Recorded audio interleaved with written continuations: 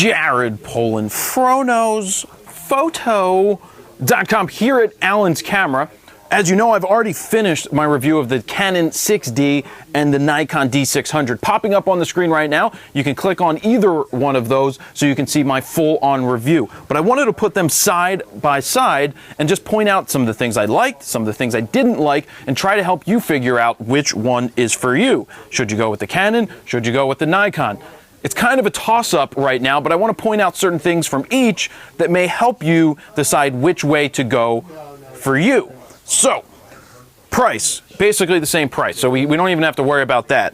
We'll sniff it, we'll do a wind tunnel test, we'll do all of that good stuff, but I want to give you the straight up honesty that you know that I want to give you. And like I said, if you want to see the reviews, you can click on the screen at any time, top corners, and click on the full reviews, and you can decide for yourself whether those sample images are good for you or the sample video, because I've done both. So we'll start with the feel. I still love the way that the Canon feels in the hand. It feels really good. The Nikon feels fine as well. I still think the Canon feels better in the hand, but again, that's nothing major that you should be picking based off of how it feels. I mean, if this felt like junk in my hands, if it felt like awkward in my, then I wouldn't go with it. But they both feel fine. Button systems, the Canon is really simple on the back of the camera, not much to go with. You've got your zoom, you've got your play. When I reviewed this, the functions of all the buttons just made sense. They're in the right place. It was real easy to use. The up, down, left, right, BA, select, start button was really easy to use. I really love the way that this camera was set up, and the menu system was great. The Nikon menu system is the same menu system that you've seen since the very early digital SLRs, especially your, even back to the D70 and the D70S. Same menu system is going to be in all the Nikons. They work basically the same way. And all the buttons here, they make sense as well. Now, there seems to be more buttons on the back of the Nikon than on the Canon. These are little things. Let's get into what really does matter. So stills, we're taking stills. If you do a lot of action photos, then autofocus is important for you. The one downfall that this Canon had is that it had one center point cross-type sensor. So it has 11 focusing points. That means you can independently select between 11 of them, but only one of them is a cross-type sensor. They stripped it down from what the 5D Mark III does, which is 61 focusing points with 41 of them cross-type. If they put in here even something remotely similar to that, like 39 focus points with 20 some of them being cross types, then this would be a solid action camera for continuous motion. Now the Nikon, on the other hand, there has been some complaints about the autofocus. The fact, not that the autofocus doesn't work properly, the autofocus works great, but the fact that they cluster 39 points in a smaller area. They don't spread out to the corners. The Canon does that, the D800 does that, but the D600 clumps them more in the center portion of the frame. You get used to that. I rather have 39 points that I can independently select than only 11 points that I can't select anywhere in between. So in terms of action, I shot this and shot a football game, and it worked extremely, extremely well with the autofocus and following the action. I used this to shoot hockey and concerts. It didn't do a bad job at all, but some of the issues I did have was the trying to get the face in focus or getting the focus points to where I want them to be. I love the dynamic focus that I can do in the Nikon, the 9 points, the 21 points, and I guess they do the 39 point in here. And from what I know is when you're an AI servo, it's reading from all of the focus points to give you the right point. So in terms of which one would be better for action type photography only, I'd go with the Nikon because of the autofocus system in here. So why does my hair it's like that. So that's that for autofocus. It's for doing more action stuff. If you were doing, say, portraiture, well, we'll talk about, well, for focusing wise, either one's going to be fine for portraiture.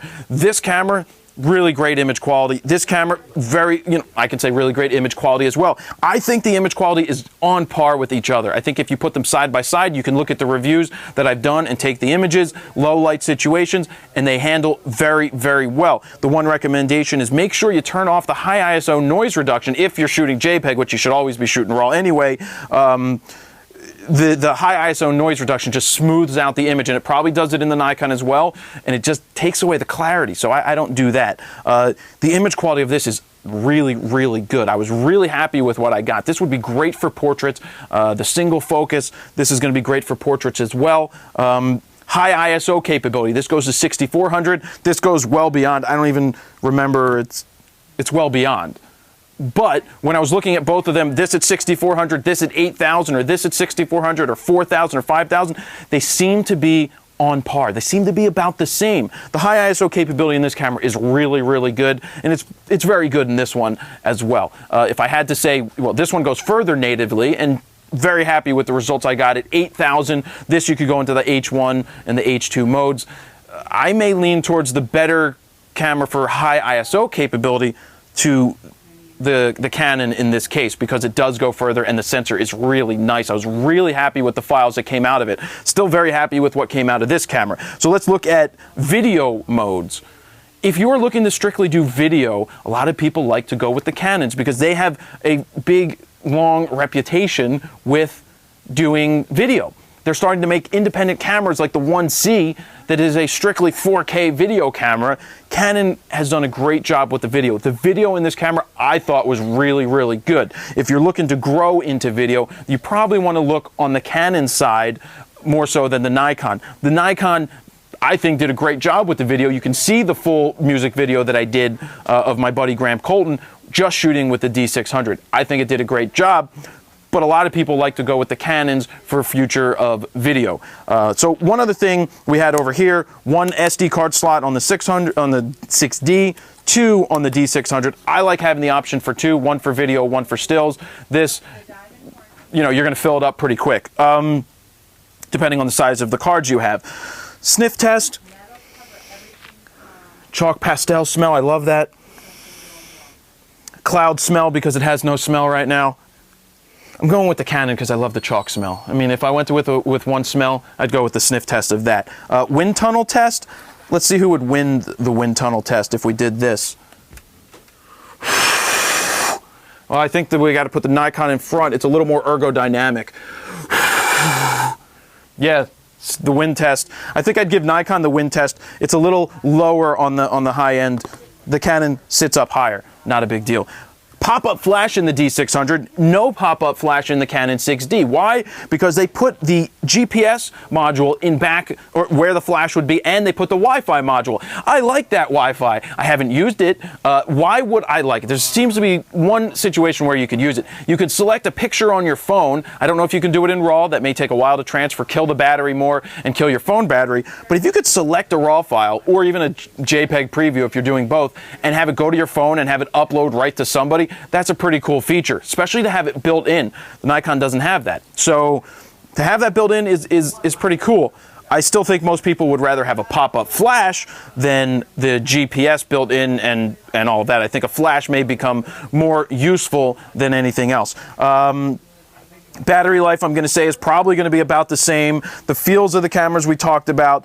I mean, we covered it both. You can see the reviews that I did and make your own opinions and your own mind up based off of the quality. If I had to choose for me personally which direction I would go, being that I do a lot of autofocus things, a lot of things that are taken with speed and motion and movement, sports, musicians, things that involve a lot of movement, I would personally lean towards more of the Nikon, but that's me. I already own all the Nikon gear. If I didn't own either, it would be a toss-up. I'd have to decide, am I doing portraitures? I really think the Canon is pretty kick-ass for portraits.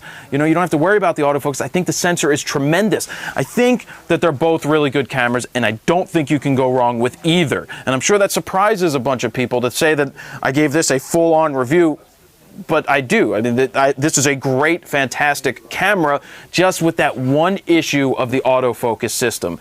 If Canon is going to replace this, we're looking 2 years down the road, but if they would put a better focusing system even here, not even asking for, even the 7D focus system was better than this. If they put something in that was slightly better, with more cross points, and I could individually select it, then I probably would recommend this over this, but they don't. So I think they're pretty even right down the middle. There's pros and cons to both. I tried to point them all out. Check out the reviews that I've done. If you'd like to pick either one of them up, anything Nikon, anything Canon, give Alan a call. I got to thank them for allowing me to come in here. I don't even work here, but I come in here to unbox, sniff this test, do some wind tunnel things, and go from there. So really, that's it. I think they're both fantastic cameras, and now it's up to you, if you're looking for it, to decide which direction you should go. So there you have it, guys. Thank you very much for watching. Don't forget, on the screen, you can pick either one, the Nikon, the Canon video. Check out the reviews. They're there. Download the files, full res, so you can pixel peep if you so choose. Jared Polin, FronosPhoto.com. See ya. Thank you for watching this video. If you'd like to subscribe to my YouTube channel, just click the subscribe button right here below the video, as YouTube has made the change. And one more thing, click on subscription updates, manage subscriptions, and if you would like to get an email every time I upload a new video, click this box. If you'd like to see it in your feed on YouTube, click that box. And over on FronosPhoto.com, if you haven't signed up for the Fronos Photo email list, you can go ahead and put your name in this box, your email in this box, hit send it, and I will send you a free photo guide, a guide to capturing motion in low light situations. If you're new to photography, or you're somewhere in the intermediate range looking to learn a little bit more about your camera and how to get out of auto, don't forget about the Fronos Photo Beginner Guide, a guide to getting out of auto. It's at a special price right now. It's a 3-hour-long video. You can buy it as an instant download or as a physical copy with free shipping around the world. So thank you guys very much for watching.